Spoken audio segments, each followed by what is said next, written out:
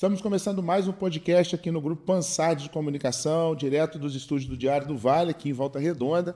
E hoje a gente está recebendo o deputado estadual Gustavo Tutuca, que foi secretário de Turismo no estado do Rio. Gustavo, prazer estar aqui com a gente mais uma vez. Obrigado por ter aceito o nosso convite. E o prazer é meu estar aqui no Grupo Pansad, aqui nos estúdios do Diário do Vale, para a gente conversar mais um pouco aqui sobre o turismo, o desenvolvimento do nosso estado, da nossa região. Sempre um prazer estar aqui com vocês. Pessoal, com o Gustavo é bacana porque são tantos assuntos, porque o Gustavo ele vai do turismo ao desenvolvimento econômico. É impressionante, né, cara? Você teve nos últimos anos, assim, a sua participação no estado do Rio, tanto na questão do emprego, no social, né, no turismo, é muito grande, né, Gustavo? A gente teve a oportunidade de participar nos 4 mandatos, né? Isso permite também que a gente, em 4 mandatos, são 16 anos quase, permite a gente trabalhar em muitas áreas. E nesses 4 mandatos eu tive a oportunidade de ser secretário de Estado em todas as vezes, né? Então isso também ajuda nessa construção de uma pauta mais ampla. Eu fui secretário de Ciência e Tecnologia nos 2 primeiros mandatos. No segundo eu fui secretário de Ciência e Tecnologia com assistência social junto, que foi um grande desafio também, lá no meio daquela crise do Estado de pagamento, uma grave crise do Estado. E nos últimos 2 mandatos fui secretário de Estado de Turismo, né, que é uma pauta que é muito transversal a todas as outras e impacta diretamente no desenvolvimento do Estado. Então isso fez com que a gente, além da atuação parlamentar também na Assembleia, isso faz com que a gente tenha uma atuação bem ampla aí no nosso Estado. São 5 mandatos, né? Não, são 4. Tá indo pro 5º? Se Deus permitir, vamos lá. Tem eleição esse ano, vamos ver o que acontece. Ô, Gustavo, mas dentro de tudo que aconteceu nesses últimos anos aí, você lançou um livro, né? Cara, por que lançar um livro, assim? O momento foi tão marcante, assim, na sua vida, esse momento do turismo? Então, a gente conversando ali, no momento que a gente começou a planejar a minha saída da Secretaria de Turismo, depois de em torno de 5 anos e 3 meses que eu fiquei como secretário, né? Saí um período para disputar minha reeleição e retornei como secretário, mas a equipe continuou lá tocando o trabalho. Quando a gente foi chegando perto desse momento, né, a gente vai naturalmente revisitando tudo que foi feito, até para prestar contas à sociedade do trabalho que foi feito, né? Eu acho que é importante o homem público fazer isso. Então aí começamos a levantar tudo, quando na mesa o subsecretário, Marcelo Monfort, que é o subsecretário de eventos, falou: cara, você tem que escrever um livro, porque essa história é impressionante, né? E ontem eu estava lá em Piraí, na casa da minha mãe, tomando café, minha tia chegou: filho, eu acabei de ler seu livro. Impressionante como é que você lendo, você vai entendendo tudo o que aconteceu para chegar, né, a essa visibilidade que o turismo deu, né? Então, dali surgiu essa ideia, a gente foi juntar as pessoas para organizar todo o setor, tudo que tinha acontecido nesse período difícil, né? As pessoas às vezes esquecem, eu assumi a secretaria no meio da pandemia, era novembro de 2020. Dá licença. A vacinação, vou fazer o jabá aqui. Faz o jabá aí, porque eu acho que vale. Aqui, ó. Pessoal, o livro é o do turismo. Do turismo, da retomada ao recorde, o maior desafio da minha vida pública. Gustavo assumiu secretário de Turismo no meio da pandemia. Não tinha nem vacinação ainda iniciado, né? E esse livro, quando eu escrevi, né, quando eu comecei a organizar para escrever o conteúdo dele, aí uma outra pessoa falou para mim assim: cara, você tem que dizer como é que você chegou até aqui. Conta um pouco da tua história, de onde você veio, qual foi a tua formação política para você chegar a entregar o que você entregou com a equipe aqui no turismo. E aí tem várias passagens aqui políticas e pessoais também do início da minha vida lá em Piraí, né, passagens familiares, muita referência aqui ao meu pai, o prefeito Tutuca, que sempre foi minha principal referência, né? Então tem muita foto do meu pai, assim, coisas que a gente tem de histórico juntos. Tem uma foto aqui bem legal que quando eu comecei a organizar, eu falei com a minha mãe, essa aqui, ó, é sensacional, essa aqui é o resultado da eleição de 1988 em Piraí, onde o meu pai foi o vereador menos votado da cidade. Primeira eleição dele, ele foi o menos votado. Na outra de 92, ele foi o prefeito eleito da cidade. Aí, menos votado em 88 para vereador, e em 92 ele foi eleito prefeito. Já Piraí com Pinheiral junto. Então, de Pinheiral ainda era distrito de Piraí. Essas histórias, assim, Gustavo, que marcam, né, os momentos da vida, né, e constrói, né? Isso constrói a sua trajetória, te dá base, né? Bacana mostrar isso para as pessoas. Esse aqui, ó. Tem muita curiosidade. Tem aqui, abertura do capítulo 3, ó, sua hora vai chegar, o título do capítulo. Isso aqui é um bilhete que o meu pai deixou para mim, né, em 92, na eleição dele de prefeito, onde ele coloca aqui, ó, meu filho querido, estou com 196 votos na frente, tutuca, ele assina. Isso aqui é o seguinte, em 92, para quem não lembra, a apuração ainda era de papel, a cédula era de papel, né? A apuração era demorada e varava a madrugada, né? Dependia de cada juiz, o que estava conduzindo a apuração, como é que ia. E meu pai saía, eu ia dormir mais cedo porque tinha que estudar de manhã, e meu pai saía muito cedo também para apuração. E eu deixava sempre um bilhete, pai, me fala como é que foi e tal. E ele deixou esse bilhete quando ele passou na apuração na frente do então candidato Constantino Noro, né, no dia Noro Assunção, que tinha sido prefeito em Piraí. Quando ele passa à frente do Noro, esse bilhete ele coloca, meu filho, estou 196 votos à frente. Então são passagens como essa aqui que mostram do meu sempre interesse pela política, né, dentro de casa, convivendo no dia a dia com meu pai. Tem uma passagem interessante também, né, quando meu pai volta para ser candidato em 2004, depois de ter sido deputado estadual, vice-presidente do Detran, ele retorna para Piraí para ser candidato a prefeito, suceder o Pezão naquela época, né? Meu pai foi prefeito, o nosso grupo apoiou a candidatura do Pezão, e depois o meu pai foi candidato novamente, sucedendo o Pezão. E naquele momento, né, o grupo se reorganizando, eu já estava morando em Piraí, isso é 2004, e começou um tititi, né, que eu seria candidato a vereador em Piraí. Estava morando já de volta, fui para o Rio estudar, voltei e estava morando em Piraí de novo. Trabalhava na cervejaria Sintra na época. E aí o meu pai, a gente almoçando na mesa lá de casa, né, minha mãe chegou e puxou o assunto. Falou, meu filho, eu estou ouvindo falar aí que você vai ser candidato a vereador. Eu falei, mãe, eu todo animado para ser candidato, né? 24 anos de idade, uma vontade danada, eu sempre fui interessado em política. Chegada do Rio de Janeiro. Voltado, estou doido para ajudar. Aí minha mãe falou, estou sabendo que você vai ser candidato a vereador, isso mesmo? Eu falei, mãe, estão falando por aí, mas não tem nada certo. Não. Meu pai almoçando como estava, almoçando ficou, não tocou no assunto. Aí minha mãe falou assim, eu queria deixar muito claro que se você for candidato a vereador, eu também serei, para te atrapalhar, para você não se eleger. Aí eu tomei um susto assim. Né? Sua mãe falou isso? Minha mãe. Aí ela começou a discorrer, né? Falou, por que a gente não aguenta? Você vê a vida aí que seu pai leva, é muito desgastante, não tem tempo para a família, toda hora tem que estar se dedicando, indo para a prefeitura, não tem de madrugada, e quando tem a chuva ele não dorme, eu não quero essa vida para você, é muito desgastante, você está bem encaminhado aí, trabalhando na Sintra, né? Eu sou analista de sistema de informação, estava ali bem, verdade, bem encaminhado na minha formação, né? Eu falei, não tem nada certo não, e acabou a conversa na mesa. Aí meu pai depois, numa reunião com o grupo todo, lá com os pré-candidatos, sem conversar comigo, falou, olha, quero deixar bem claro que tem um assunto circulando, meu Gustavo não será candidato a vereador, vai ajudar a gente na campanha. E assim foi a primeira vez que eu fui retirado do processo. Aí veio a eleição de 2006, quando eu fui candidato a deputado estadual a primeira vez, aí minha mãe entendeu também que era minha vontade, que não tinha jeito, que eu já fui ser secretário de governo do meu pai, fui trabalhar com ele lá na prefeitura e eu fui candidato a primeira vez em 2006, aí minha mãe foi a primeira pessoa a estar do meu lado e me apoiar naquele momento. Né? Teve quantos votos? 24, um pouco mais de 24 mil votos. Foi uma eleição em cima da hora, a gente começou a se organizar muito tarde, porque naquela época o Pezão tinha acabado de sair da prefeitura de Piraí e estava uma expectativa do que ele seria candidato, que estava uma presença muito forte no Rio, muito próximo ali da Rosinha, que era governador, e do Garotinho, que era secretário de governo.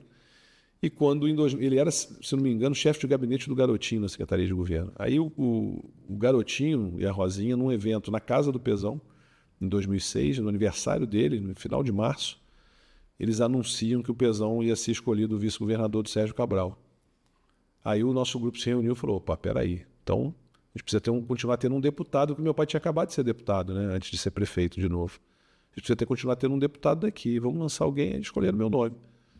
Aí meu pai concordou também, depois de muito relutar, e daí para frente é essa história aí. Aí você já estava na política, você já tinha passado, já estava rodado. Aí já estava ali dentro, ali, trabalhando no dia a dia na política e as coisas Agora, fluíram. o livro, ele conta a sua trajetória desde de moleque, futebol, sua paixão, que você sempre gostou muito do futebol, fala a história da política, mas ele chega num momento mais delicado, né? Que foi o momento que você assume a Secretaria de Turismo num convite que todo mundo te chamou de maluco, né?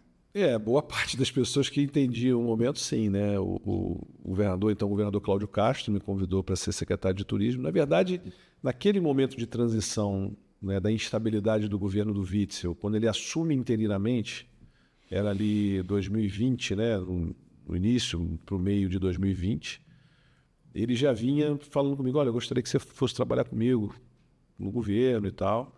E eu falava, cara, vamos com calma, eu estou cuidando das campanhas lá no interior, meu pai era candidato, era no meio da pandemia, então meu pai ficou no nosso sítio 4 meses isolado morando, no meio do processo de construção eleitoral, tinha eleição em Pinheiral, que o Ednardo ia ser candidato à reeleição, tinha outras eleições acontecendo, e eu muito próximo desse processo aqui. Eu falei, vamos com calma e tal, e muito guardando. A eleição aquele ano ela foi adiada, né? Ela foi adiada de outubro para novembro, para 15 de novembro por conta da Covid. E meu pai ganha a eleição no dia 15 de novembro para prefeito, o 4º mandato dele em Piraí. E quando acabou a eleição, meu pai ganhou. 2 dias depois o governador me ligou e falou, ó, agora a gente já pode voltar a conversar, que você falou que estava esperando passar a eleição.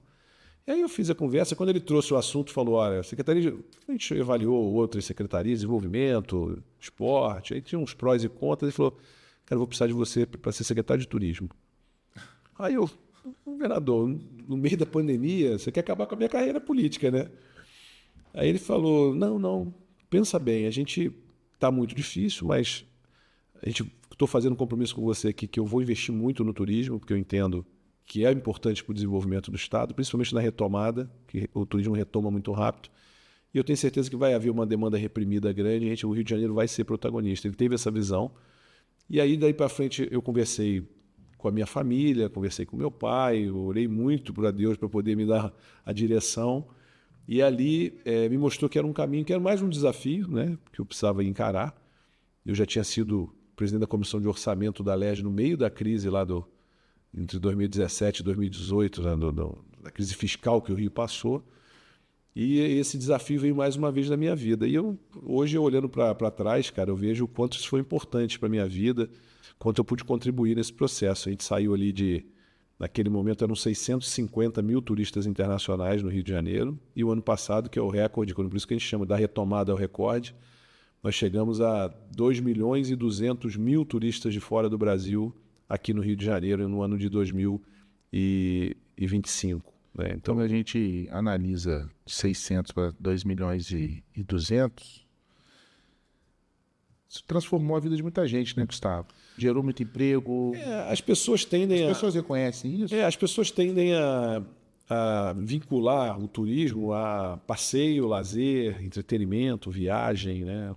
Isso tudo, eu falo que o turismo é tudo isso, mas é muito mais do que isso, né? Quando você traz turista para cá, você dá oportunidade de emprego para quem trabalha em hotel, para quem trabalha em restaurante, para quem trabalha no ônibus, para quem trabalha em companhia aérea, para quem trabalha no aeroporto, na rodoviária, para quem é motorista de aplicativo, taxista, guia de turismo, artesão. Quantos artesãos hoje vivem produzindo o seu artesanato para poder ser vendido para o turista?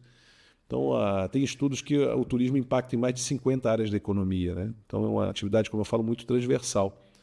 E, além disso tudo, ele impacta também muito na arrecadação dos municípios. É uma pauta que, às vezes, fica meio desapercebida, mas a gente tem que pegar aqui 3 tipos de impostos, né? A gente tem, por exemplo, o imposto de renda, pessoa física. Aquele imposto de renda que a gente paga, ele vai para o governo federal.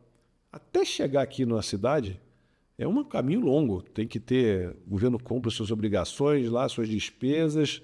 Você precisa de um deputado federal para conseguir uma emenda para colocar no município e tal. Então é um caminho longo. O ICMS, que é pago num produto que você compra no supermercado, ele vai para o governo do Estado, aí o governo do Estado tem que azeitá-lo no meio daquela confusão fiscal hoje, o déficit orçamentário, as despesas obrigatórias. Até esse dinheiro chegar aqui na ponta demora. E só volta 25%. Não, do ICMS. Do ICMS. Mais o que o deputado consegue de emenda, as obras que a gente consegue trazer, mas demora. O ISS, que é o imposto principalmente arrecadado no turismo, ele é direto no caixa da prefeitura. Então, o imposto sobre serviços, que é o imposto que é, na grande maioria, destacado no turismo, nos hotéis, em outras, nos serviços de transporte e tudo, o ISS ele é direto na veia no caixa da prefeitura. Então, ajuda a prefeitura a fazer uma saúde melhor, um transporte, uma infraestrutura melhor, uma educação melhor. Então, isso é dinheiro na veia das prefeituras. Muitas prefeituras, muitos gestores municipais já entenderam isso, outros ainda não. Mas a gente tem trabalhado muito propagando isso, que turismo é desenvolvimento econômico, geração de emprego e arrecadação para os municípios na veia. Então, por isso que eu tenho muito orgulho de ter gerado esse fluxo. E para esse ano, o ano de 2026, a gente já está no primeiro semestre crescendo 15%.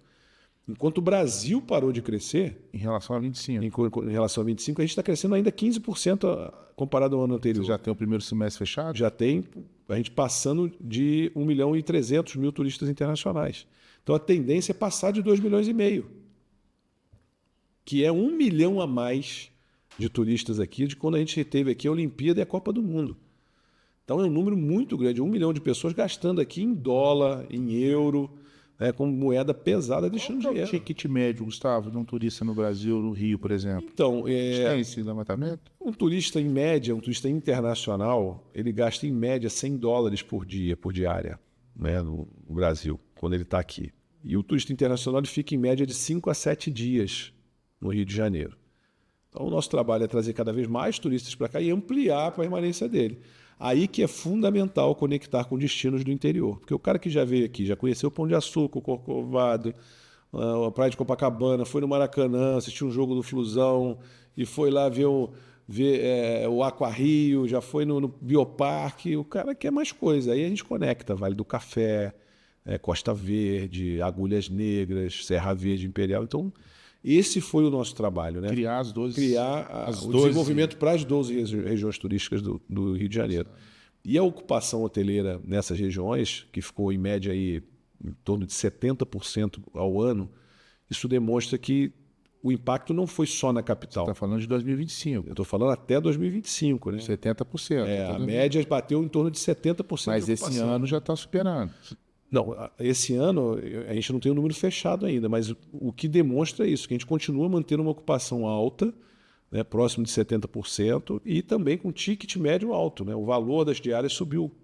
Então, o mercado de turismo ele cresceu muito e qualificou muito, ele se qualificou muito.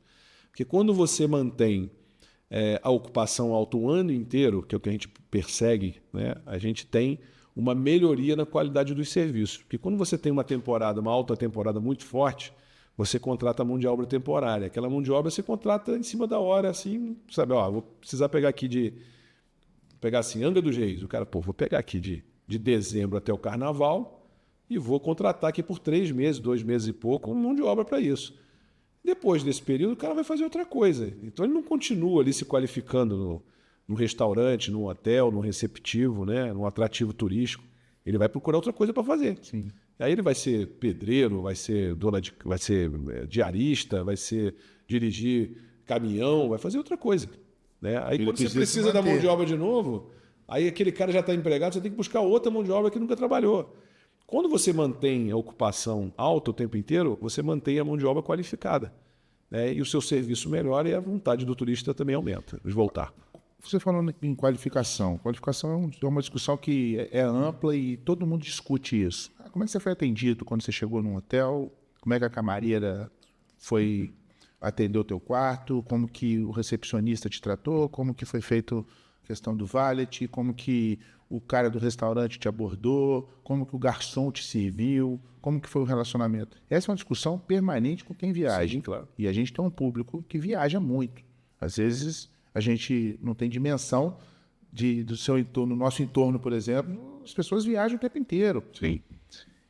Como é que está essa questão no estado do Rio, Gustavo? Eu queria que você falasse um pouco da nossa região. Essa qualificação dessa mão de obra tem avançado? A gente tem, as parcerias têm É um acontecido? gargalo histórico, né, de qualificação de mão de obra, né? O setor do turismo tem esse problema, ele tem uma rotatividade muito grande. Muitas pessoas trabalham no turismo, encaram o turismo como porta de entrada para o mercado de trabalho.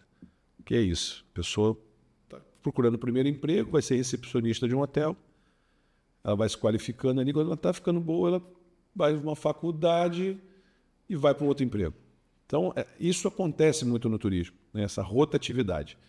Isso dificulta você qualificar essa mão de obra, como a gente falou aqui anteriormente. Você não ter uma mão de obra específica ali dificulta. Isso é uma coisa do turismo que acontece não só aqui, mas no mundo inteiro. É no mundo inteiro. E a dificuldade de qualificação passa por isso, porque você qualifica, o cara fica um tempo e sai do emprego. Qualifica, fica um pouco e sai. Então, existem as escolas de formação da FAETEC, que a gente mesmo, eu trabalhei muito quando fui secretário de Ciência e Tecnologia para implementar aqui na região.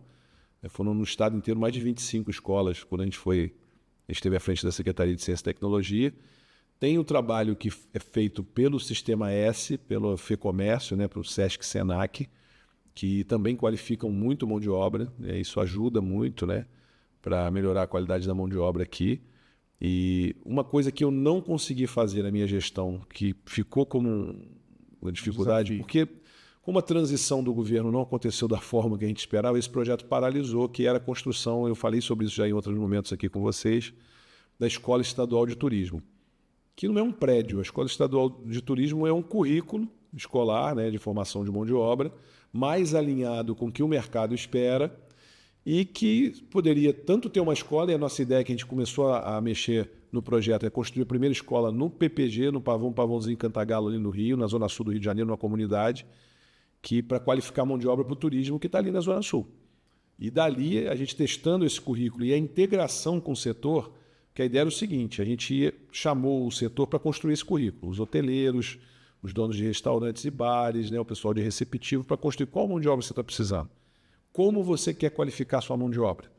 Né? Então, a gente começou a trazer esse pessoal com o compromisso deles absorverem essa mão de obra. Então, fazer um grande balcão de emprego. Então, esse é um projeto que eu não consegui implementar nesse meu período à frente da secretaria.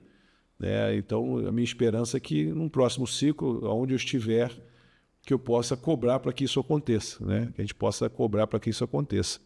Então, é um gargalo em todo o Estado, né? E a gente precisa avançar nessa pauta. Passa pelo empresário, né? O empresário passa pela integração com o empresário. Ter a consciência de que ele precisa prestar um bom serviço e ele precisa colaborar para poder preparar. Porque se você qualificar de acordo com da forma que você quer o seu funcionário trabalhando contigo, o que é isso? Vai pegar um gerente seu e vai dar... A ideia é essa, né? Que ele ministre algumas aulas nesses cursos. Então, o cara vai dar experiência prática do que está acontecendo lá no hotel, por exemplo. O dono de restaurante vai querer um garçom, mas que trabalhe dessa forma. Então, a gente conseguir, né, integrar mais o setor dentro e depois também sair com um balcão de empregos forte, uma saída forte para o mercado de trabalho. Você projeta o estado do Rio para esse ano, com esse crescimento todo aí, e você teve a percepção que os turistas estão vindo para o interior? A gente tem essa... A gente percebe. Tem tanto nos relatos... Esse feedback? Tem. Tanto nos relatos dos empresários, né? Algumas rotas que a gente ajudou a construir, por exemplo, a Rota do Queijo, que tem ali no município de Valença, Barra do Piraí, Vassouras, ali naquele miolo ali. Tem a Rota do Queijo, da Cachaça e do Café. São 3 APLs que a gente ajudou a desenvolver, que tem a rota turística em cima. Eu não canso de receber, né, mensagens dos produtores ali de queijo, mostrando reservas de pessoas de fora do Brasil que estão vindo para cá visitar essa rota, esse roteiro. Então, isso acontece, tem acontecido. Relatos de pessoas que têm vindo visitar o Parque Nacional das Agulhas Negras aqui, em Itatiaia, que é o parque mais antigo do país, né? Então, é uma referência internacional. Então, isso vem por conta do trabalho de promoção e da participação de feiras. Esse exemplo mesmo da Rota do Queijo, a gente levou para uma feira em São Paulo, para WTM Latinoamérica, é a maior feira da América Latina que acontece em São Paulo de turismo. A gente levou a Rota do Queijo para lá. O que é isso? Dentro do nosso stand, você tinha lá os produtores que estão com as propriedades abertas, expondo o seu produto no nosso stand e recebendo ali agentes de viagens, operadores de viagens da América Latina toda. E de lá eles saíram, por exemplo, fechados com pacote com a CVC Viagens, que é a maior operadora de viagem do Brasil, e entre outras que começaram a vender o pacote de Rota do Queijo. Colocaram no pacote. O cara vai para o Rio de Janeiro, eu quero, mas eu não quero só a Zona Sul, praia, eu quero fazer uma coisa diferente. Aí o agente de viagem falou, por quê? Porque ele conheceu esse produto quando ele esteve na feira. Então isso não cai do céu, a pessoa não monta lá um receptivo, não monta lá, né, abre a sua fazenda para receber e a pessoa vem do nada.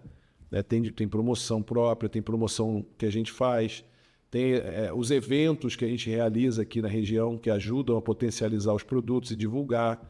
A Expo Rio Turismo que a gente realiza lá na capital, que expõe os atrativos do interior para o maior mercado emissor de turistas para o interior, que é a capital do Rio de Janeiro. É o calendário, né, Gustavo? Então tem um calendário de eventos, para você ter uma ideia, foram em 5 anos, nós fizemos mais de 300 atividades de promoção fora do Rio de Janeiro. Fora em outros estados e em outros países. Em 5 anos foram mais de 300 eventos de promoção. Então isso não cai do céu. Foi o que minha tia falou, meu filho, o que eu li aqui no livro vocês contam uma parte de cada vez. Né? A gente fala da atividade de promoção para o turismo doméstico no início, quando saíram da pandemia, a ampliação para a promoção para o turismo internacional, a retomada do aeroporto do Galeão, quando a gente reequilibra o sítio aeroportuário do Rio de Janeiro e faz o Galeão voar, que voava com 6 milhões de passageiros, chegar a 18 milhões ano passado e apontar para 20 milhões esse ano. A construção do calendário de eventos, tudo isso está contado aqui no livro, como é que foi essa trajetória, e apontando aí o que a gente espera para o futuro. Então, as pessoas às vezes não têm dimensão do que representa, talvez, a Secretaria de Estado de Turismo fazer participar de um evento internacional. Você teve em Portugal, acho que foi no ano passado, e você teve uma discussão com os produtores de vinho portugueses. Foi no início desse ano. Foi no início desse ano? Foi logo período pós... Eu viajei para lá na terça-feira de Carnaval. E dali saiu um projeto, né, Gustavo? Assim, dali a gente... O Estado do Rio hoje entrando em outro tipo de cultura, né? Portugal é um país que ele é pequeno territorialmente em população, mas é o país que mais tem voos da Europa para o Brasil. Então, a TAP voa de vários destinos do Brasil e para o Rio de Janeiro há muitos anos. Então, primeiro, ele é um importante hub de conectividade do Rio de Janeiro com a Europa. Sim. Então, as pessoas que querem vir ao Rio de Janeiro, muitos fazem escala em Lisboa ou no Porto para vir para o Rio de Janeiro. É um mercado que tem uma identidade forte com a gente, por ter sido nosso país que nos colonizou aqui. Então, tem essa relação cultural muito forte. A língua, o idioma ajuda muito a manter essa conexão. E com um novo produto que tem no Rio de Janeiro hoje, que é o enoturismo, né? Os vinhos aqui da Serra do Rio, que tem vinícolas surgindo aqui, são mais de 40 vinícolas só em torno de Areal, para você ter uma ideia. Que o produto vinho está se desenvolvendo com muita tecnologia e muita qualidade, mas o principal produto é o enoturismo. São os hotéis, os restaurantes, a visitação às vinícolas que está se desenvolvendo junto com a produção do vinho. E o que a gente foi fazer em Portugal foi visitar, né, quem faz isso hoje lá na ponta, um dos destinos de vinho mais reconhecidos do mundo. A gente foi conhecer isso a fundo, porque hoje o velho mundo, na Europa, ela começa a entender a importância do enoturismo. Hoje, que eu digo, de alguns anos para cá. Muitas vinícolas, hoje a gente ouviu esse testemunho lá, que já equilibra entre arrecadação, o faturamento, entre venda de vinho e enoturismo, quase que se equilibra hoje em dia. E a nossa vantagem aqui no Rio de Janeiro é que a gente já começa esse produto com as duas coisas acontecendo. Então, muitos deles, a base do desenvolvimento desse investimento não é nem a produção do vinho, é o turismo e a venda os loteamentos, a venda de casas e lotes para a construção de condomínios. Então, isso já acontece aqui nascendo. Lá vem, depois de centenas de anos, eles estão praticando isso. Então, quando a gente esteve lá, a gente conseguiu trazer um evento que aconteceu alguns dias atrás para cá, que é o Rio Wine Experience, né, uma coisa desse, e Chefs Week, que é uma semana dos chefes portugueses, com vinhos portugueses, harmonizando com vinhos da Serra do Rio, né, com chefes brasileiros, e atividades em hotéis, em quiosques da praia da Orla do Rio de Janeiro, em destinos como Areal, onde foram os chefes e os enólogos foram visitar. Então, é um evento que ficou durante uma semana aqui no Rio de Janeiro, conectando esses dois destinos e aprimorando a gente quanto destino de enoturismo e trocando experiências e ajudando a divulgar o Rio de Janeiro. Porque quando um chefe de Portugal conhecido vem aqui para o Rio de Janeiro e faz um prato, cozinha aqui para a população, o que acontece é que isso reverbera lá em Portugal, as pessoas têm interesse de vir aqui conhecer. Você acha que chega aqui na Vale do Café, na região pode chegar aqui, né? A gente já tem vassoura das produção de vinho, tem gente já trabalhando isso aqui. E o produto café é um produto que gera muito interesse também, né? E a gente trabalhando muito nisso, né? E já está ali na Serra, né? Ancorado em Areal, que é a capital da uva, né? Mandar um abraço aqui para o prefeito Coutinho, que é o prefeito que é o capitão desse processo lá, junto com o Ideraldo, que é o presidente da Aviva, presidente da Associação dos Produtores de Vinho, ali da Serra do Rio. Eles têm feito um grande trabalho, né, de estruturar o destino, de fazer as coisas com qualidade, buscar um desenvolvimento estruturante. Isso tem funcionado muito bem. E aonde eu vou, as pessoas perguntam qual o destino do Rio de Janeiro que você aposta que vai ser o futuro do turismo do Rio de Janeiro. eu digo que é o enoturismo ali da Serra do Rio.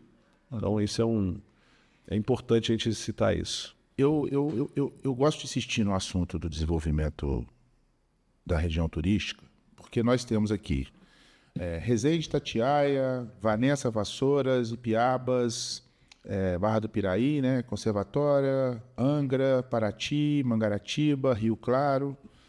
E nós temos aqui no nosso eixo Barra Mansa, Volta Redonda e Barra do Piraí e Resende como as principais cidades do desenvolvimento econômico da indústria pesada, né? A gente tem uma vocação aqui para o metal mecânico, para a siderurgia, mas são duas coisas que precisam caminhar junto, né, Gustavo? Porque uma coisa é a gente ter a indústria pesada gerando emprego, né, na parte do aço, e outra coisa é a gente desenvolver uma nova fonte de renda com dinheiro novo chegando e desenvolver o turismo. Como é que você consegue conduzir os dois processos? Porque, às vezes, você não sabe, que está acompanhando a gente, o Gustavo é autor da Lei do Aço. Foi a lei que ajudou a garantir, nos últimos anos, cerca de 8 mil empregos aqui na nossa região por conta da Lei do Gustavo. Como é que você consegue, Gustavo, administrar essas duas questões? Uma ajudando a indústria pesada, e aí, no caso, você como deputado, não como secretário, e a outra, na outra ponta, o desenvolvimento do turismo. Uma coisa potencializa a outra, né? Você ter uma região que é desenvolvida, que gera qualidade de vida. A gente tem uma máxima no turismo que é meio que um clichê, mas é verdade. As cidades, para serem boas para o turista, tem que ser boa para quem mora aqui. Então, quando você traz desenvolvimento industrial, que aumenta a arrecadação da cidade, gera emprego com dignidade para as pessoas, esse público também circula por aqui.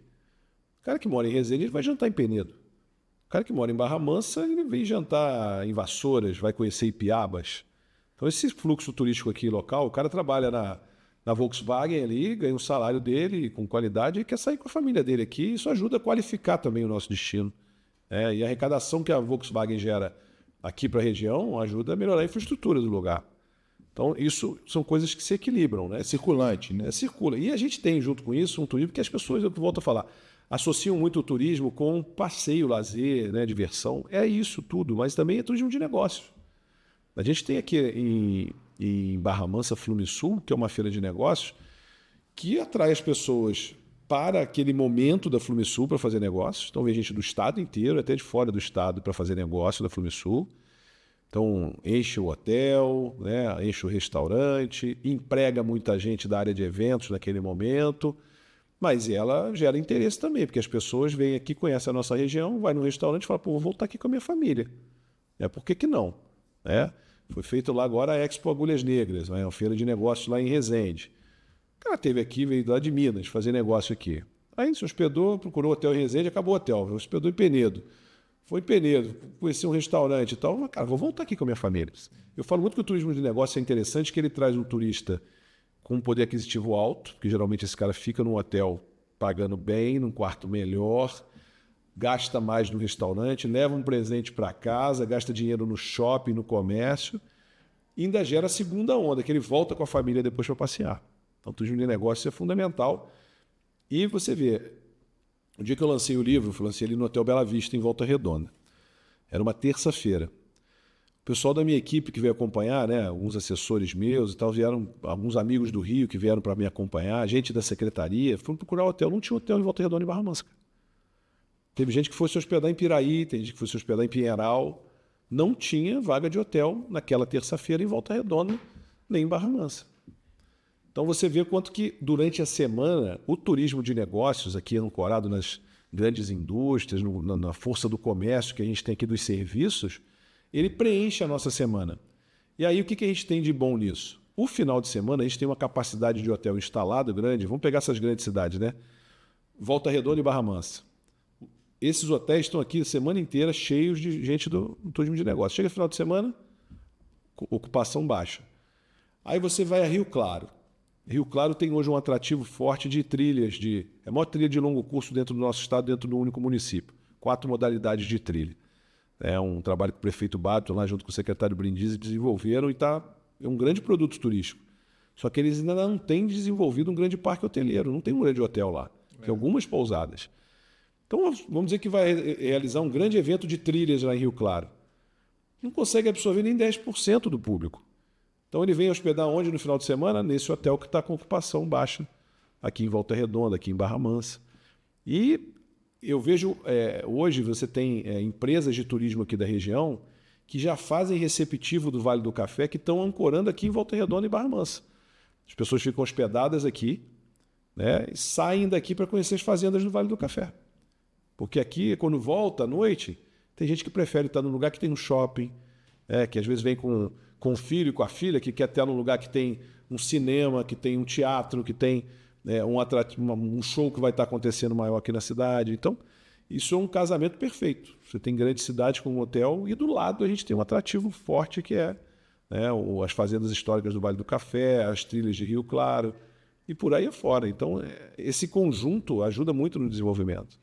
Porque eu acho, eu participo das discussões permanentes, diárias, né, com a indústria. A gente acompanha a questão da chegada do aço chinês muito forte aqui na nossa região, que está afetando o desenvolvimento da CSN, que está afetando a ArcelorMittal, que está afetando o cinturão de fornecedores. Recentemente, a Gerdau, que não está aqui na nossa região, só está como distribuidora, ela ficou muito preocupada com a questão do aço e está ameaçando uma demissão de 1.500 funcionários, que é uma coisa que pode vir a acontecer. Tudo por conta da pressão do aço importado que chega aqui na nossa região e que chega no Brasil. A China, por exemplo, está usando o Chile e o Peru para burlar as tarifas antidumping do Brasil. O Brasil agora, o governo acertou em taxar alguns produtos que são fabricados, alguns produtos importados que são fabricados na CSN e na ArcelorMittal, que são aqui da nossa região. Minha pergunta é, como operar na área do turismo e como operar na área usando leis para favorecer a indústria pesada nossa? Eu sempre fui questionado, né, porque como eu fui secretário 4 vezes, o que é melhor, né, o que é ser secretário ou ser deputado. E eu falo muito claramente que assim, não existe melhor nem pior. É uma atividade complementar, mas diferente uma da outra, né? Eu, quando volto para a LERJ, agora eu sou presidente da Comissão de Orçamento, então tem que focar naquilo, tem que me aprofundar naquilo. É a segunda vez que eu sou presidente da Comissão de Orçamento. Lembrando que a primeira vez, que foi lá entre 2017 e 2018, pela Comissão de Orçamento, a gente conseguiu colocar 42 milhões de reais de emenda para a Secretaria de Estado de Saúde para poder abrir o hospital regional. Então, isso você vê claramente uma atuação direta do mandato de deputado, né? Apesar de eu não ter sido secretário de saúde, eu contribuí diretamente para abrir o hospital regional aqui pela minha atividade parlamentar. E na questão dessa guerra fiscal que a gente vive no mundo, não é só entre os estados, aqui entre os estados brasileiros, isso pesou muito. E o Rio de Janeiro sofreu um processo, no meio da nossa crise ali fiscal, alguns levantaram a mão para dizer que o grande vilão daquela crise fiscal eram os benefícios fiscais. Isso gerou um discurso, isso paralisou para que a gente modernizasse a nossa lei de incentivo, nossas leis de benefício de incentivo fiscal. Outros estados avançaram muito e a gente foi ficando para trás. Então, esse foi um momento que nós passamos numa guerra fiscal. Nós já viramos essa página, né? A gente avançou muito na nossa legislação de benefícios. A lei do aço é uma lei que está dentro desse rol, que ajudou a melhorar o ambiente de negócios aqui para quem pudesse investir aqui no Rio de Janeiro e manter a nossa indústria aqui. Então, a gente trabalhou muito em várias leis. Então, esse acompanhamento dessa guerra fiscal é fundamental que aconteça, né?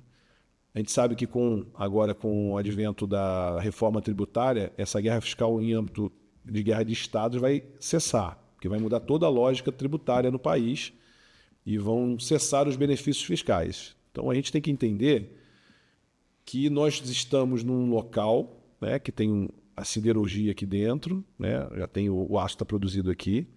Nós temos logística favorável, nós estamos entre as duas principais metrópoles do Brasil. Então, a nossa região está pronta para dar um grande salto de desenvolvimento por conta da reforma tributária. Porque o cara hoje, vou montar uma fábrica lá em Tocantins porque me deu 0 de imposto. Benefício para pagar 0 de imposto. Não tem 0, mas é quase isso. Vai acabar isso. Aí por que o cara vai montar uma fábrica lá no Tocantins para vender aqui para São Paulo? Ele vai montar aqui na nossa região, vai montar em São Paulo, vai montar em outros lugares. Então a gente tem que estar preparado para esse novo momento. As prefeituras têm que entender, e aí eu quero ressaltar assim, a Prefeitura de Barra Mansa, o que está fazendo ali do novo Eu sempre me perco no nome ali, que é Parque Industrial. Eu falo condomínio industrial. Eu também. Aí o Cezinho, o Bruno me puxa a orelha, é Parque Industrial, e é o nome que tem que ser mesmo. O modelo que eles criaram uma companhia de desenvolvimento da cidade, estão fazendo agora a infraestrutura do parque, o acesso para a Dutra, utilizando a lei do aço como, nesse momento ainda, para as empresas. Ali está de muro, vizinho de muro com a ArcelorMittal. Então, a logística super vai ter um ramal ferroviário dentro do Parque Industrial. Saída para a Dutra, que liga direto com São Paulo e Rio. Estamos aqui do lado de Minas Gerais. Então, a gente tem uma localização privilegiada, só que a prefeitura não ficou esperando cair do céu. Pegou aquela área que era antiga de metal, está botando infraestrutura, asfalto, energia elétrica, colocando o que tem que ser colocado. Então, se as prefeituras acham que só ficar sentado esperando o empresário vir, não vai funcionar. Porque o empresário, quando vem, ele olha a saúde do município, a infraestrutura, a educação onde vai estudar os filhos dos funcionários, mas ele usa a infraestrutura onde ele vai botar a empresa dele. Então, é fundamental a gente acompanhar, né, essa transição da atual política tributária para a nova, que vai acontecer ali a partir de 2030 com mais força, né, já conhece alguns efeitos agora, a partir do ano que vem, mas a partir de 2030 com mais força, mas ressaltar isso, as prefeituras, os municípios precisam estar ligados, que precisam se qualificar a sua legislação própria para poder ter mais celeridade nas licenças, melhorar a sua condição de infraestrutura para receber esses empreendimentos. Gustavo, você não acha que a região ainda precisa ter alguns gargalos ainda que precisam ser resolvidos? Por exemplo, as rodovias, a BR-393, a RJ 155, a gente precisa duplicar a Dutra no trecho entre Itatiaia e Piraí, a ferrovia, existe um projeto que está em discussão, que o governo está abrindo uma concessão nova do ramal Barra Mansa-Angra para poder usar o Porto de Angra como ramal de exportação.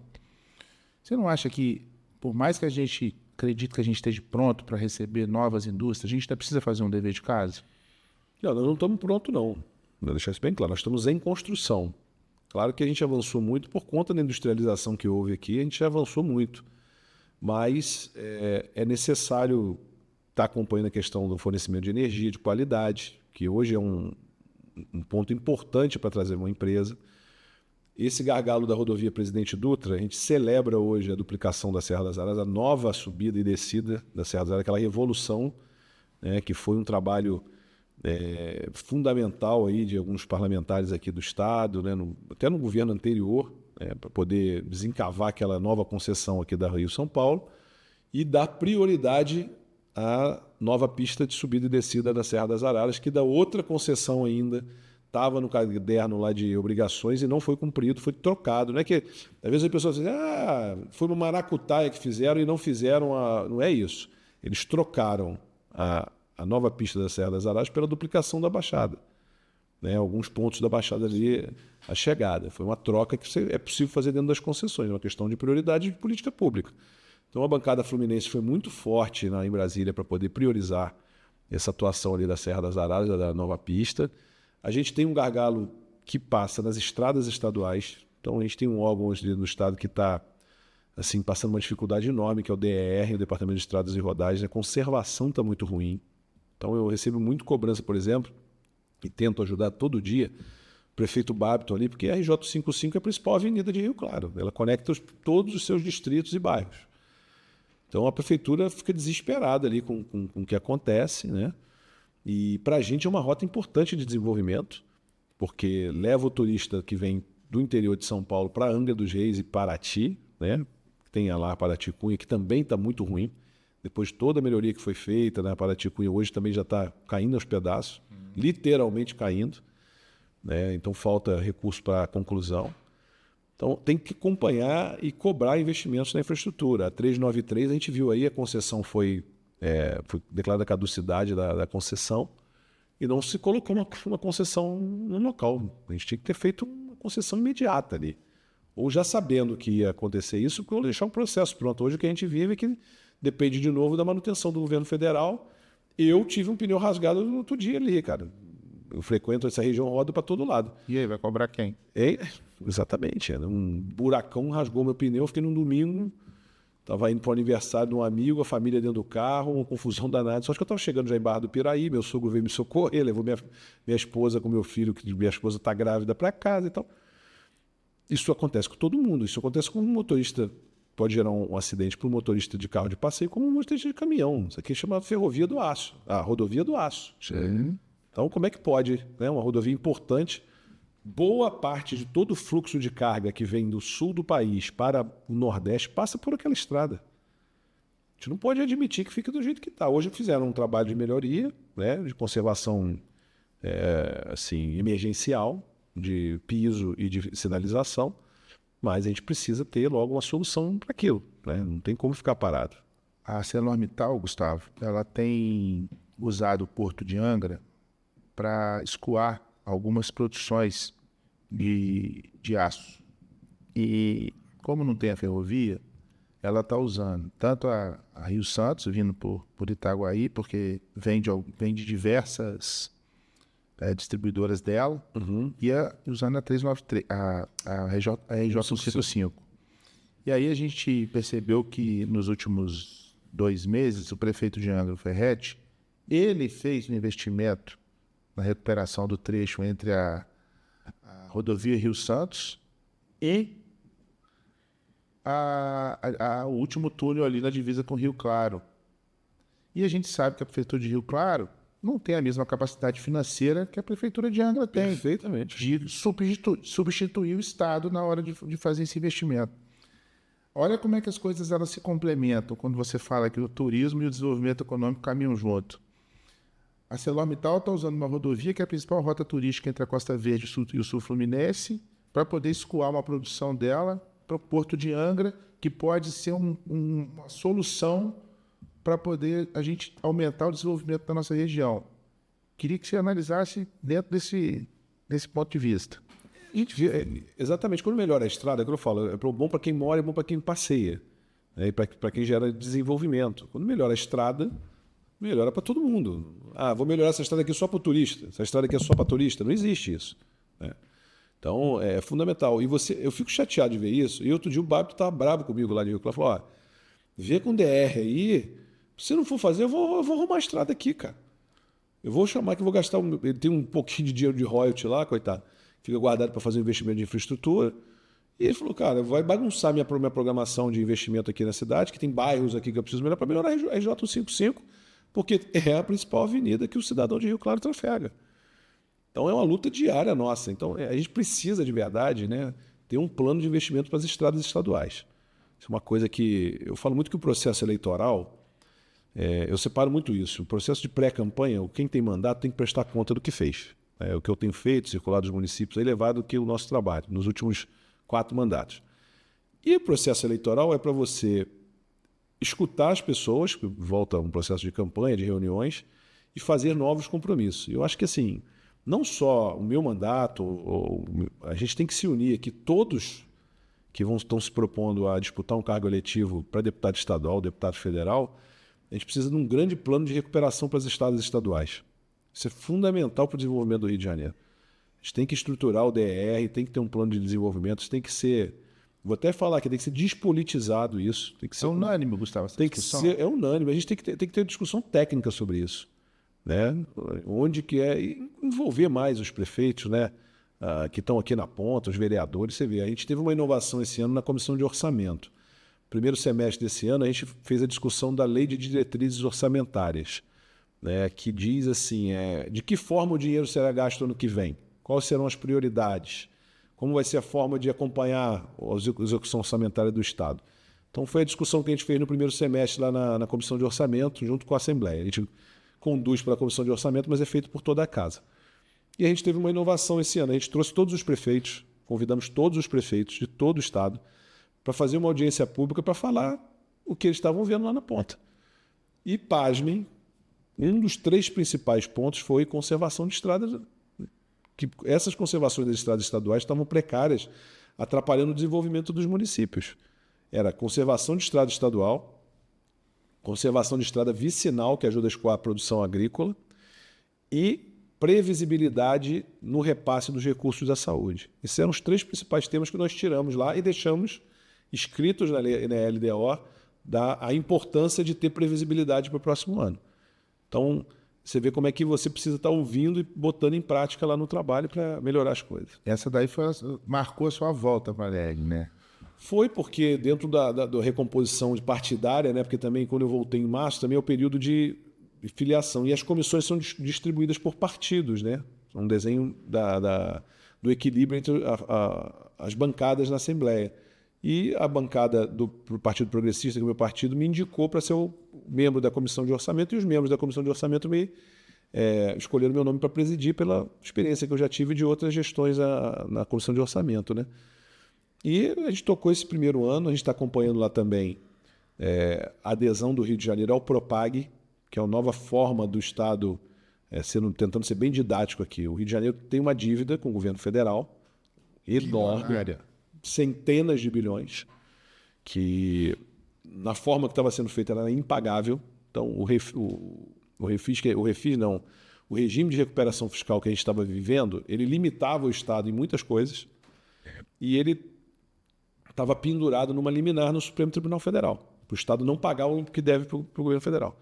Com o Propag, o Estado volta a pagar a sua dívida, mas de uma forma sustentável, uma forma que ele é capaz de pagar e, a médio e longo prazo, tem um horizonte e obrigações a serem cumpridas para que o Estado do Rio de Janeiro, daqui a mais de 10 anos, ele possa ter uma saúde fiscal e saia desse buraco que a gente viu nos últimos anos, que quase todo ano vem um rombo no orçamento do Estado, né, para ser administrado. Esse ano, para 2027, a previsão é o Estado arrecadar 120 bilhões, a ideia em torno disso, e o nosso déficit orçamentário previsto na LDO, que deve mudar para a LOA, a lei orçamentária, que é apreciada no final do ano, com toda a mudança que existiu de adesão ao Propag, aumento do preço do barril do petróleo, que é a nossa principal arrecadação no mercado internacional por conta dos conflitos no Oriente Médio, tudo isso junto, ele aponta para um déficit menor do que está proposto no início desse ano, que era de 13 bilhões.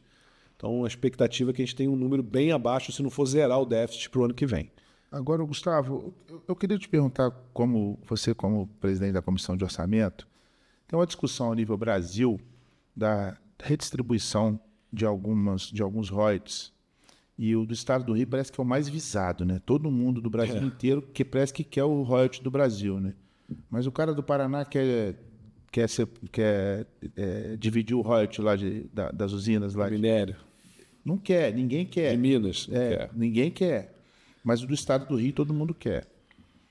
Qual que é a sua avaliação em relação a isso? Porque a gente sabe que o Estado do Rio produz 80% do óleo do gás. De óleo de gás do Brasil. E eu queria que você explicasse para quem está assistindo aí qual que é a sua avaliação em relação a esse movimento aí, que se a gente não tentar frear isso aí pode acontecer junto com a reforma, né? O Estado do Rio de Janeiro ele sofreu muitas covardias assim, durante sua história, né? A gente foi capital da República durante muitos anos, e quando a capital da República vai para Brasília, a gente não teve nenhuma compensação aqui. Ficou o Estado do Rio, o Estado da Guanabara, onde era a sede. Já não houve nenhuma compensação. Você imagina uma Brasília inteira que existe hoje lá. Se tivesse aquela... Hoje a maior renda per capita do Brasil é Brasília, no Distrito Federal. Imagina aquele dinheiro todo aqui dentro, né? Olha quanto mudaria a nossa realidade. Então, isso foi tirado do Rio de Janeiro sem nenhuma uma compensação. E depois eles unificaram 2 estados, que era o Guanabara, o Estado do Rio de Janeiro, o Estado da Guanabara, também sem nenhuma compensação. Juntou o problema dos 2 estados num só, sem compensação nenhuma, sem nenhum planejamento de transição. Então, essa foi a primeira covardia lá que o Estado do Rio sofreu. E a última covardia, que é assim, a mais grave para mim, é que o Rio de Janeiro produz isso tudo de petróleo.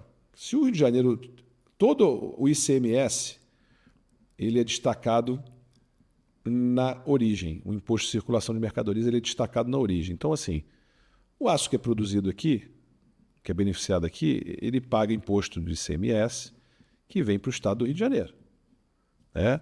A indústria de carro, o carro que é produzido aqui, o ICMS paga no Rio de Janeiro. E aí vai ser vendido em São Paulo, em Minas Gerais. A boa parte do ICMS é pago no estado de origem de produção. O único produto do Brasil, no Brasil inteiro, que não é destacado o imposto na origem é o petróleo. Se a gente arrecadasse o ICMS, o imposto do petróleo, aqui na origem, como deveria ser, como é em todos os produtos, a gente seria um estado muito rico. A gente seria comparado aos Emirados Árabes, para você ter uma ideia. A gente teria muita capacidade de investimento. Então, isso tem que ser dito. Como isso não aconteceu, o mecanismo compensatório que foi criado foi o royalty do petróleo.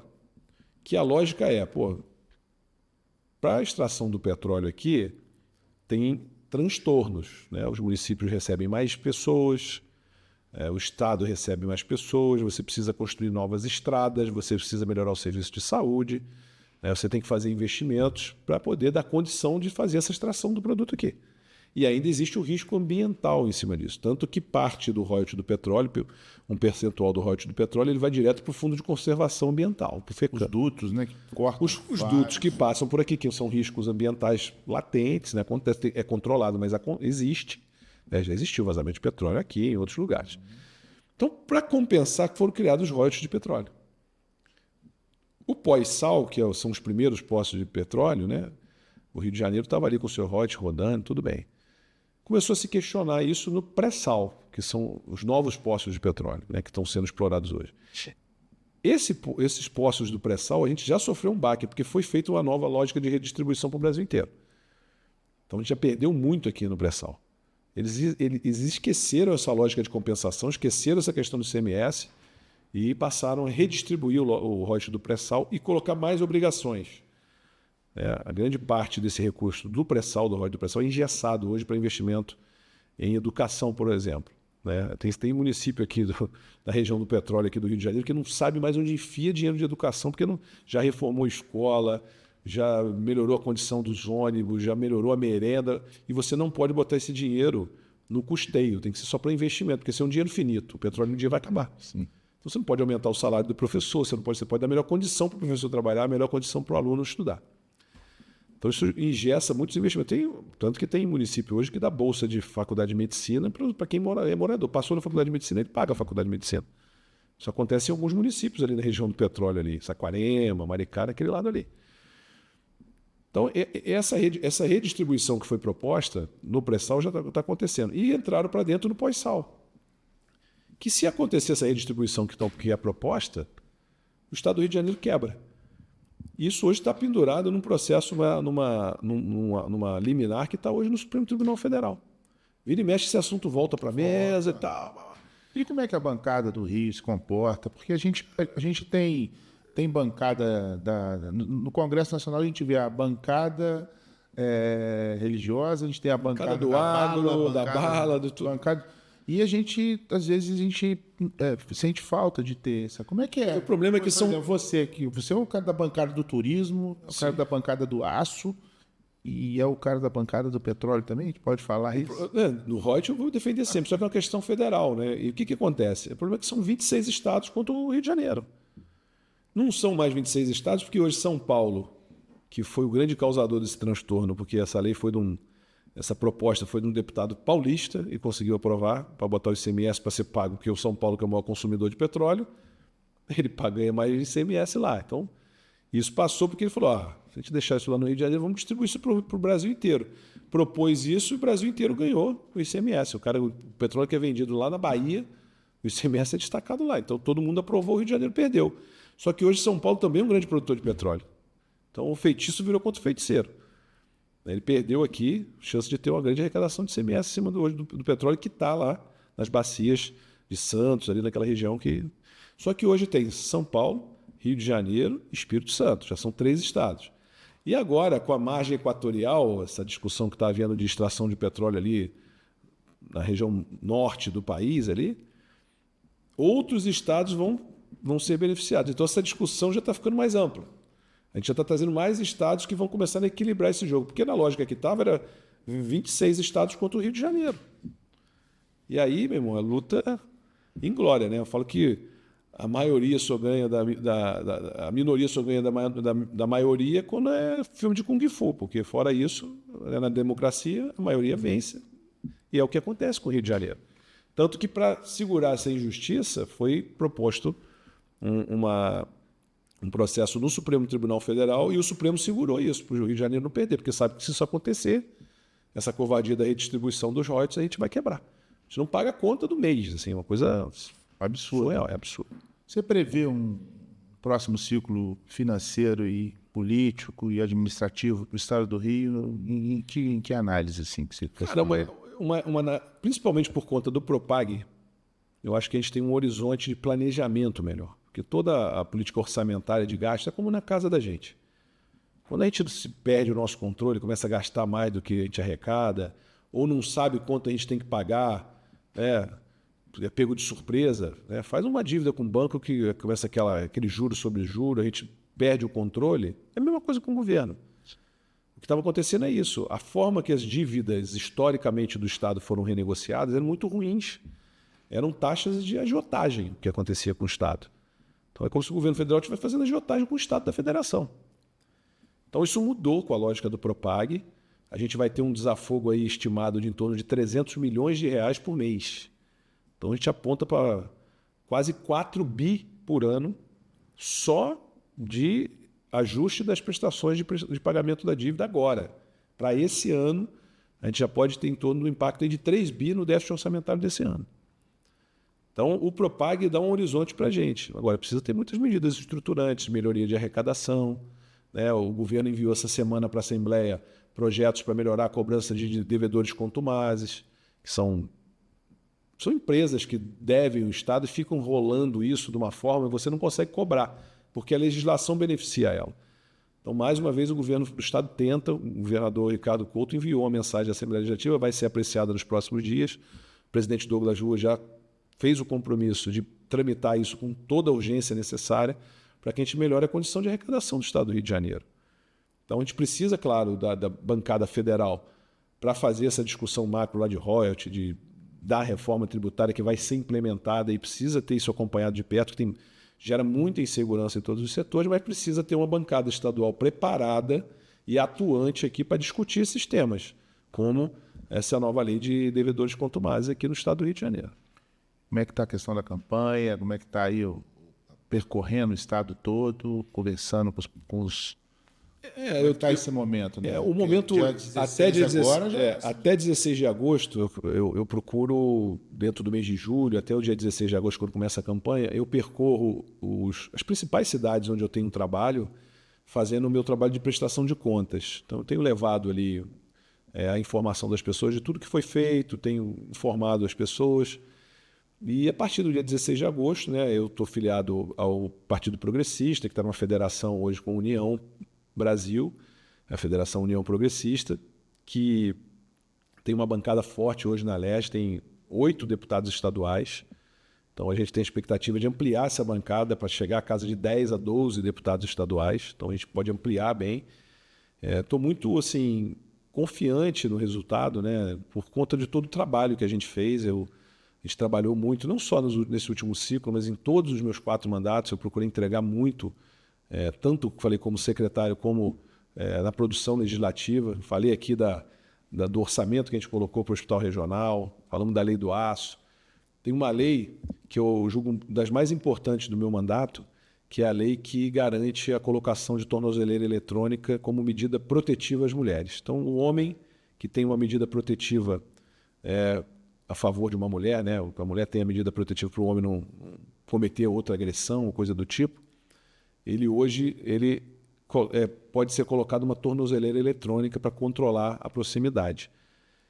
É uma lei que não me dá muito orgulho de ter feito, porque a gente não gostaria que isso acontecesse, mas acontece, a realidade é dura. Para você ter uma ideia, hoje, quase 500 homens usam tornozeleira eletrônica por conta disso, como medida protetiva. No Estado do Rio. No Estado do Rio de Janeiro, por conta dessa nossa lei.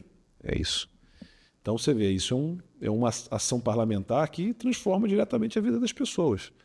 A gente falar da nossa lei que garante fisioterapeuta 24 horas em leitos de UTI, que antes não tinha essa obrigação. Olha o que aconteceu na Covid-19, quantas pessoas precisaram de um fisioterapeuta no leito de UTI para recuperar da Covid-19. Então, a nossa lei ajudou mais uma vez a impactar isso. Então, a gente procurou ter, durante o nosso mandato, uma produção legislativa extensa. Procurou trabalhar muito nesse sentido. A gente aprovou agora recentemente uma lei que repassou recurso financeiro para alguns municípios que sofreram desastres naturais durante o período de chuvas do início do ano. Então, a Assembleia Legislativa passou aí em torno de R$ 1.700.000 para cada um desses municípios. Aqui na região, Resende, Vassouras, Pinheiral, entre outros municípios, receberam esse recurso, né, diretamente da Assembleia para poder fazer recuperação, né, de alguns pontos que sofreram problemas durante esse período de chuvas. Então, essa atuação parlamentar, né, além da construção do orçamento, que a gente precisa ter um acompanhamento técnico e a gente procura se cercar de gente muito capacitada para isso. E o acompanhamento, eu gosto de falar, Bill, que eu sou despachante dos municípios, né? Esse é um outro assim, crachá que eu gosto de carregar. Porque eu falo muito isso. Às vezes o prefeito faz a articulação junto com a gente, junto ao governador. E chega lá, governador, minha pauta eu lembro muito bem do meu pai. Cheguei lá, falou para o governador, então, o governador Cláudio Castro, governador, eu preciso de recurso para asfalto e para construção, abertura da UTI, os 10 leitos de UTI no município de Piraí, que a gente não tinha. Piraí tem uma saúde reconhecida, um bom atendimento de saúde, um hospital que funciona bem, mas precisa da UTI. Aí o governador falou, está fechado, vou te liberar o seu asfalto que você me pediu, mas o recurso aqui para credenciamento da gente botar a UTI para funcionar. Só que depois que passa essa reunião com o governador, você tem que ir quase toda semana na Secretaria de Obras, na Secretaria de Cidades, tem que ir na Secretaria de Saúde para desencavar esse recurso, porque senão não sai. Porque tem a burocracia do Estado, a burocracia das prefeituras, você tem que fazer esse meio de campo, cara, porque o cobertor é curto. Então, se você não sair na frente, então eu faço muito isso. A demanda dos vereadores que chegam para a gente, melhorias que precisam de serviços aqui. Às vezes o vereador fala, precisa ampliar o serviço do Detran aqui, aí a gente vai no Detran, trabalha, vai e pede o serviço. E por aí afora. Esse trabalho de interlocução com os municípios do interior me orgulha muito de fazer, a nossa equipe é preparada para isso. A gente tem um trabalho, a equipe é pronta para poder atender essas demandas. Mas, Gustavo, no turismo a gente sabe que você atua em todos os estados, nos 92 municípios que você tem que atender todos. Mas quando a gente fala de saúde, infraestrutura... Você foca mais aqui no estado? Como é que é isso? É natural, porque a gente tem uma identidade maior aqui, né? No município aqui, nos municípios aqui do interior. Eu comecei minha vida aqui em Piraí, vivi muito tempo em Volta Redonda. Então, a gente tem aqui muitos prefeitos que são muito próximos do nosso mandato, uma boa relação com todos eles aqui. Então, a gente procura, é natural que a demanda aqui seja maior, mas eu já atuo em todo o estado também, né? Eu tenho, por exemplo, o prefeito de Bom Jardim, o Afonso Monerá, trabalhou comigo, foi secretário de governo do estado, hoje é prefeito de Bom Jardim. Hoje ele me usa quase que semanalmente para poder desenterrar as coisas no estado, né? Falando, está precisando liberar aqui, está pronto lá. Só o secretário dá uma canetada, aí eu tenho que ir lá marcar audiência do secretário. Esse processo, manda fazer. Então, o prefeito do Carmo, por exemplo, estava com uma parcela no final do ano da Secretaria de Saúde para receber, que estava com a corda no pescoço, não ia fechar o ano, eu corri atrás lá, fui na secretaria, desencavamos, cumprimos as exigências que o município não tinha cumprido ainda, ele ainda não sabia, e o recurso foi pago. O Carmo, lá em outra região que não é essa. Entendi. Então, os prefeitos, assim, eu tenho uma relação, eu posso te dizer, com pelo menos uns 20 prefeitos do estado que me usam constantemente para poder funcionar, né? E tem uma atuação aí, eu posso dizer, por todas as regiões, né? Também parlamentar aí, recebendo sugestões e tentando ajudar. Mas é claro que aqui na região a gente tem uma atuação muito mais forte, mais presente. O que vem pela frente agora? O que é o futuro do Gustavo Tutuca? Cara, eu costumo brincar que a gente precisa estar sempre se qualificando, né? Brincar não, preciso falar isso. Estar qualificado para poder ocupar os desafios que são colocados, né? Eu não sei qual o desafio que Deus coloca na frente. Procuro sempre, como eu disse, entregar o meu melhor, me aprofundar nos temas, estudar quando preciso estudar, me qualificar, me cercar de gente boa do lado, que muitas das vezes nessa correria a gente não consegue nem a gente mesmo se qualificar. A gente precisa estar com gente boa do lado, e aí por onde eu passei eu procurei botar gente boa do meu lado para ajudar nesse processo. Hoje, assim, eu consegui na reeleição, eu vou para o 5º mandato de deputado estadual, a gente passa a ser assim... Apesar da média idade, eu não falar que é pouca idade não, porque eu já vou beirando aí os 50 anos, vou para 47, né, agora, estou com 47, a gente já é um dos deputados mais antigos da LERJ, estou ali entre os 5 que tem mais mandatos na LERJ, e isso a gente o nosso nome é sempre lembrado. Então as pessoas às vezes cogitam, o Tutuca vai ser secretário de novo, ou não, ele vai ser líder do governo no próximo governo, a gente não sabe nem quem é o próximo governo.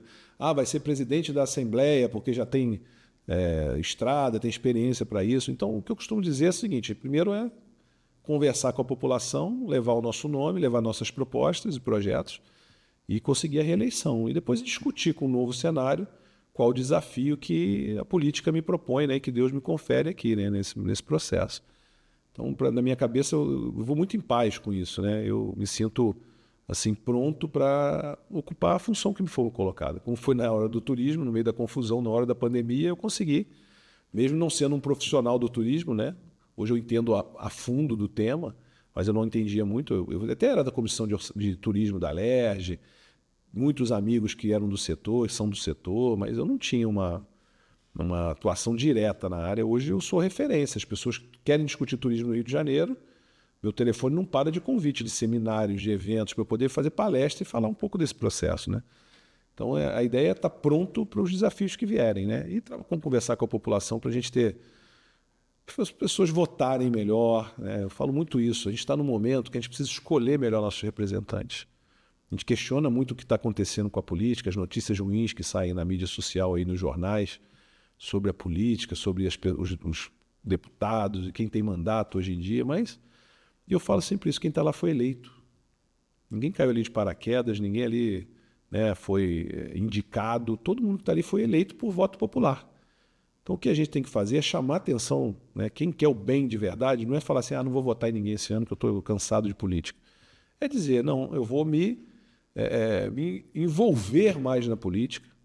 Não quer ser candidato? Mas procura um candidato, procura entender quem é esse candidato, procura promover e dar publicidade ao que esse candidato faz. Lembrando que esse ano vão ser 6 candidatos para ser escolhidos. Nós vamos votar para deputado federal, deputado estadual, 2 senadores, governador e presidente da República. E as pessoas, por tudo que está acontecendo no país e no mundo, elas tendem a ter essa polarização que é muito representada na eleição de presidente. É Lula ou é Bolsonaro? É Bolsonaro ou é Lula? Só que eu ouço muito pouco, Bill, que é o seguinte, eu vou votar no Lula porque o Lula defende o projeto tal para o desenvolvimento econômico do país. Não, eu voto no Bolsonaro porque o Bolsonaro defende o projeto assim para a educação do país. A discussão hoje é uma discussão de ideologia e costumes. É uma guerra que a gente passa hoje, gente brigando dentro da família, dentro do ciclo de amigos, saindo de grupo de WhatsApp, deixando de frequentar lugares por conta dessa discussão ideológica e de costumes. As pessoas não estão discutindo as propostas.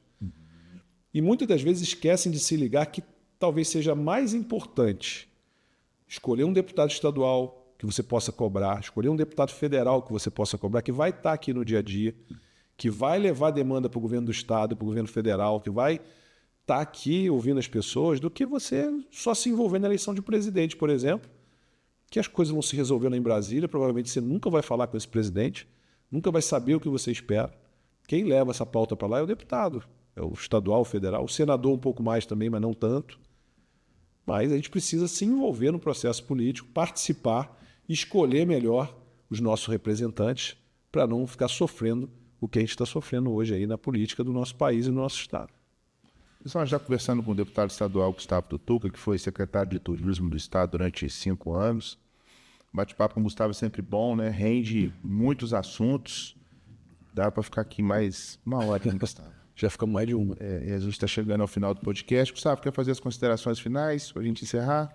Cara, agradecer aí a oportunidade, né? Sempre bom a gente conversar. Você também aqui, Bill, você e toda a equipe do Grupo Pansardes aqui estão sempre antenados com os problemas do estado e da região, então por isso que a nossa conversa flui. Você está sempre ligando para sugerir coisas também, então dizer isso. Fazer o jabazinho aqui do meu livro, né? Aqui, ó, falar para cá, ó, no turismo.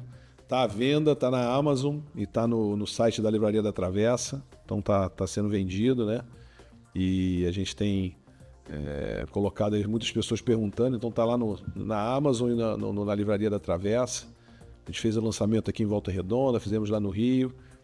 Vou continuar fazendo isso. Agora vai entrar na campanha, vou ter que dar uma segurada, mas depois pretendo continuar divulgando esse livro, porque de verdade a gente quer deixar um legado do que é possível gerar desenvolvimento através do turismo, então isso é muito o objetivo desse livro. E agradecer, como disse aqui mais uma vez, a oportunidade, a você, o Luciano, todos da casa aqui. E dizer que eu estou muito animado, muito motivado para o que vem pela frente, né? Para a gente tentar, para a gente conseguir, né, colocar o nosso estado numa linha de desenvolvimento, gerando dignidade para as pessoas. Eu me sinto animado e muito preparado para poder continuar esse meu trabalho, né? Então, a mensagem é essa, gente, esperança, fé que o nosso estado tem muito para crescer e se desenvolver. Pessoal, você que acompanhou esse podcast aqui, não se esqueça de se inscrever no nosso canal do Diário do Vale, clicar no sininho lá para estar recebendo as nossas atualizações. O conteúdo do Diário do Vale no YouTube hoje está gigantesco, nosso canal cresceu muito, porque a gente está colocando podcast todo dia praticamente, estamos trazendo diversos temas, né? Estamos muitos entrevistados, o Gustavo está aqui, já é a segunda vez. Então, fica o convite para um próximo bate-papo. Voltamos em breve. E até a próxima. Pessoal, muito obrigado, até a próxima.